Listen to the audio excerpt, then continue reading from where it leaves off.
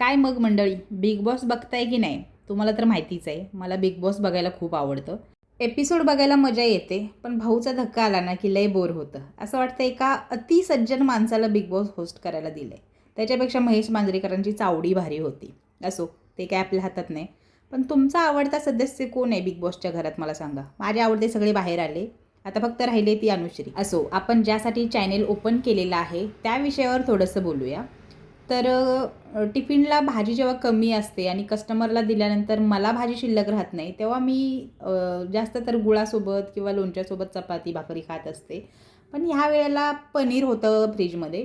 कालच मी पिल्लूसाठी पनीर पराठे बनवले होते आणि थोडंसं पनीर राहिलं होतं. मग एक बारीक चिरलेला कांदा घेतला, पनीर खिसून घेतलं, थोडीशी कोथिंबीर घातली, हळद, मीठ आणि मिरची पावडर घालून मिक्स केलं आणि आपण रेग्युलर चपाती करतो त्याच्यापेक्षा थोडासा मोठा गोळा केला, लाटून घेतला, चपाती करून घेतली त्याची आणि हे मिक्स केलेलं पनीरचं मिश्रण त्याच्यावरती पसरून घेतलं. खरं तर मी याचा लच्छा पराठा बनवायला ट्राय करत होते, पण तो काही बनवताच आला नाही. असो, मग मी नॉर्मल आपला मोदकसारखा बनवला आणि लाटून घेतला. छान खरपूस भाजून दह्यासोबत खाल्ला. चला तर मग आता सबस्क्राईब करा.